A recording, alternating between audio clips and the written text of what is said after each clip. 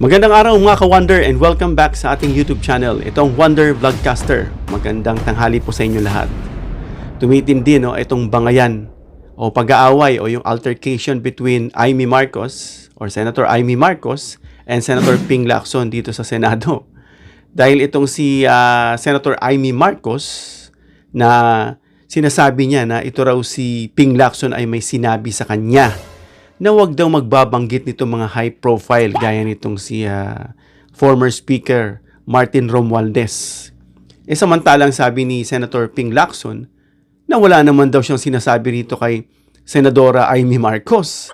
Dahil una sa lahat, hindi rin dumadalo ito sa session. No? Yun ang sabi ni Senator Panfilo Lacson. So binara niya itong si Amy. At bukod dyan, may sinasabi itong si Amy na tungkol dun sa I think meron siyang video na dumaan sa wall ko na panood. Hindi ko na talaga pinanood kasi alam ko galing sa kanya. So parang may nababanggit doon na grilled pork o giniling. Alam na natin na may laman yun. It is not just a metaphor. Meron siyang totoong talagang, although it was a figure of speech, pero it has meaning behind it. At alam na natin na yun yung kanila pong pinagtalunan dito. Dito sa Senado. So panoorin natin tong video na to mga ka-Wonder na buod na statement para maintindihan natin yung ating pag-uusapan ngayon. Pinasinungalingan ni Senador Ping Lacson ang mga pahayag ni Senadora Amy Marcos gaya ng pagbabawal umano sa kanilang pagbanggit ng mga matataas na opisyal sa mga pagdinig sa flood control. Ang buwelta ni Lacson, hindi nga dumadalo si Marcos sa kanilang pagdinig. Nakatutok si Mav Gonzalez.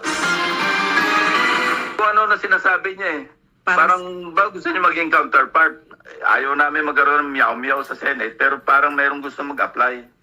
Bumuelta si Senate President Pro Tempore Ping Lacson sa pahayag ni Senadora Amy Marcos na pinagbabawalan umano silang banggitin ang matataas na opisyal sa mga pagdinig ng Senate Blue Ribbon Committee na pinamumunuan ni Lacson.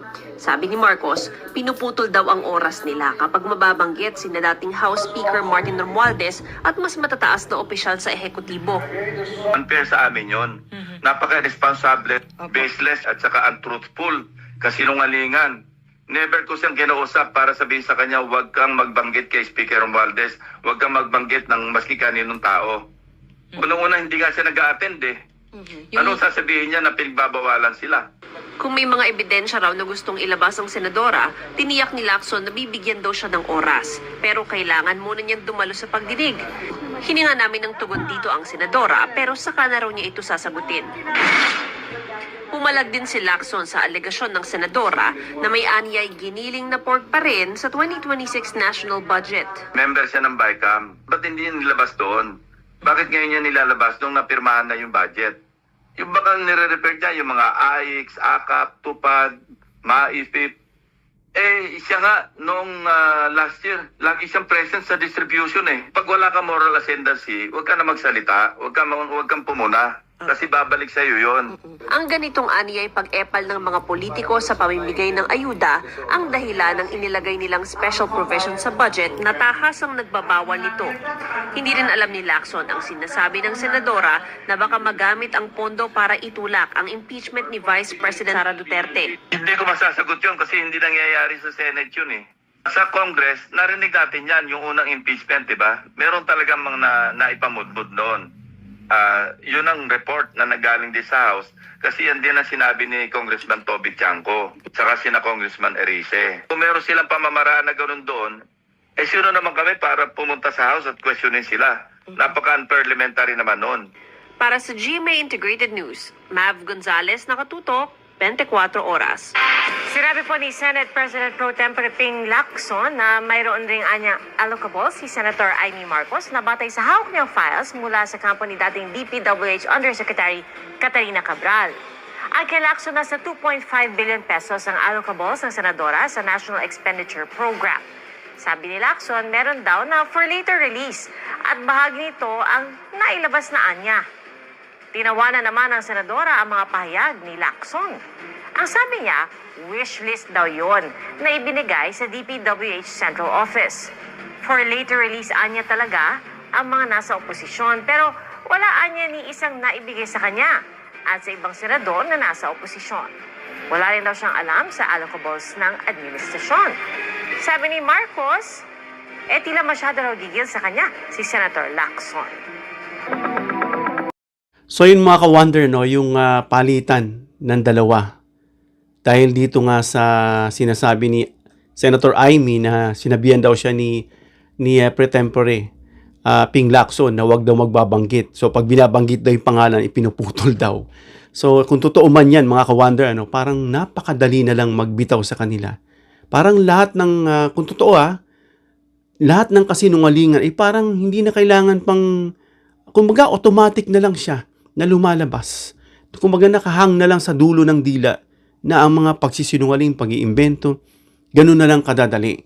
At ito pang sinasabi pa ni Senator Amy, itong ang pork barrel na nasa nakatago dito sa mga tupad, AIX, MAIFIP. Kaya yan daw ay mga disguise ng kumbaga corruption or pork barrel, yung mga kunwari na yan. At dahil dyan, nag-rebut si Senator Lacson. No, alam na natin kung sino si Senator Lacson, kung ano yung posisyon niya. Siya yung tinatawag na watchdog. Matagal na yan. Against pork barrel practices. Tapos sasabihin mo yung mga pork barrel na yan na parang lumalabas na alam, tapos parang kumbaga nakukonsinti o may kinalaman. So, hindi yan uubra kay Senator Lacson. Besides, itong si Senator Amy, miyembro ka ng BICAM, bakit hindi ka nagsalita roon? Parang itong si Manu Tiquia, na puro hinala, yung mga ginagamit pang term, budol, pangit na term yun. No? Ano pa ba iba? Gimbal, kumbaga sobrang mga exaggeration ng adjective, no? Para lang maibagsak, maibaba yung administrasyon. Ito mga to tama, hindi to nakakatulong. Na talagang totoo na, mga ka-wonder, kitang-kita na, present na yung sinabi ni Percy Lapid. At banat pa ni Senator Ping Lacson na napakasakit nito pakinggan mga ka-wonder na itong si Amy Marcos na nagsasalita na wala naman daw moral ascendancy. Ang sakit nun mga ka-wonder. Yung moral ascendancy, narinig natin, sinabi yan kay PBBM na bumaba na raw dahil walang moral ascendancy. At ito, diretsang sinabi ni Senator Ping Lacson kay Senator Amy Marcos na sinabing walang moral ascendancy itong si Senator Amy Marcos. Na ibig sabihin kasi meron kang powerful influence. Yan yung sinasabing moral ascendancy or authority, no? Parang to gain o makakuha ka ng simpatiya dun dahil sa character mo, sa strong character mo, sa integrity mo, sa influence mo or sa conduct mo, ethics mo, no? Na para makapag-guide ka sa tao, na makapagbigay, yung mga words mo are instilling them illumination or enlightenment, no? Na numerespeto sa'yo. Pero wala kang araw nun. Yun ang sabi ni Senator Ping Lacson, ouch, ang sakit nun. So wag ka raw magsalita, Senator Amy, dahil wala ka naman daw moral ascendancy. Dahil ito nga mga bintang, wala naman daw patunay, puro aligasyon lang. Dapat may pangalanan ka, meron ka ipapakitang clear evidence na ito nga ay pork barrel. So in other words, the allegation of Senator Amy of pork barrel should be backed up with clear evidence. Hindi yung mga innuendo o yung mga metaphors lang. Kagaya nitong kanyang video na pork barrel, no? Metaphorical ang dating niya, pero hindi niya itinutukoy, kumbaga naghahang lang siya ng doubt sa isip ng tao dahil ito yung mga bintang-bintang wala namang ebidensya. Hindi nga mapangalanan yan diretso kung sino yung mga responsible, anong party. Kasi nagka-create lang to ng confusion at wini-weaken lang yung totoong corruption efforts. Yung totoong nangyayaring corruption. Kumbaga style to kapag nakatutok yung spotlight doon sa totoong corruption at na-highlight sila yung mga nasa likod ng corruption, gagawa rin sila ng another spotlight dito naman at ifo-focus nila doon. So anong nangyayari, nahahati, hindi nakakatutok, pero yung matatalinong taong bayan nakamasid, nagbabantay at nag-oobserba, no? Kaya napapanood natin ang dami-daming na naniniwala sa administrasyon kay PBBM dahil yung may ginagawa sila, may bunga, samantalang yung kabila ay puro aligasyon lang, pambobomba ng paninira. At kaya ang sinasabi dyan, ang core issue dyan mga ka-wonder, is credibility versus accusation. No? Yung bang nagsasabi ay credible, no, sa kanyang mga sinasabi, accusation lang. Ano? So sa gitna or the heart of altercation, hindi lang budget ang pinag-uusapan dito mga ka-wonder, kundi yung standing kung sino'y nag-a-accuse at sino'y inaakusahan. So dito si Amy Marcos ay na-frame yung sarili niya na nag-expose daw ng mga hidden abuses dahil sa pwesto nga. Abuse sa kapangyarihan, abuse sa paggamit ng pondo na nauuwi sa korupsyon. So kinounter yan ni Senator Lacson at nire-raise niya itong corruption claims na parang na-avoid naman yung accountability. Kaya nga sabi, tsaka ko nasasagutin yan.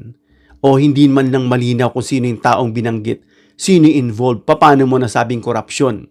So malinaw na parang ito ay propaganda para sirain yung tutok o yung paglaban sa korupsyon. Kaya hindi mo pwedeng i-weaponize yung anti-advocacy mo na anti-pork ka nga. Kasi bakit? It points back dun sa record na nagtatanong dun sa accuser. Anong sagot ni Senator Lacson? Just straight or point blank dun sa sinasabi natin, wala naman moral ascendancy itong nag-accuse. Ang sakit nun, mga ka-wonder. So, at isa pa dyan, kaya sinabi marahil ni Senator Lacson dyan dahil galit nga siya rito sa ginawa ni Amy na siniraan yung kapatid in national, not actually, no? Mundo yan, if ever, mapanood ng iba kasi ginamit dito yung social media na where everybody's hands and eyes are on the social media, whatever platforms na kanila pong tinitignan, tiyak maipopost yan. Anong nangyari? Ito palang si Senator Amy na kakaakusan niya, binulgar tuloy siya ni Senator Lacson. No, kakadepensa niya, kakasira niya, meron pala itong kasama dun sa tinaguriang Cabral Files o yung sinasabi lang aka Leviste, yung adulterated, yung hindi credible. Pero dun sa sinasabing Cabral Files na nililitis pa rin, ito raw sa gitna ng mainit na usapin ng 2026 national budget, meron daw itong 2.5 billion na halaga. Itong si Amy Marcos na allocables na hinihinalang pork barrel funds nung nakaraang taon. Sabi nga ni Pebbles, churut, tusok ka doon, At sabi ni Amy na ito raw ay wishlist lang, mula sa Department of Public Works and Highways. Sabi ni Senator Ping Lacson, kumbaga to be approved later, parang gano'n, May mga terms silang gano'n, na aprobahan pero later, kumbaga, sinesearch pa siguro. Pero yung the rest of the amounts, parang gano'n ang sabi ni Senator Lacson, nailabas na. So ito yung sinasabi ni Senator Ping Lacson na it points out, it is not just about the 2026 budget, but yung credibility o yung accuser. Ano ba yung background nito? Yun na nga, binigyan na nga ng sagot. Huwag ka maingay, wala ka namang moral ascendancy na nag-a-apply nga another meow-meow. Alam na natin naging role ni meow-meow dyan sa Congress na meow-meow lang ng meow-meow. Alam mo, madali lang naman mag-ingay. Sabi nga nila, yung latang walang laman, maingay. Natatawa pa ako sa post dyan, may gombursa pa. Ang 3 gombursa ram.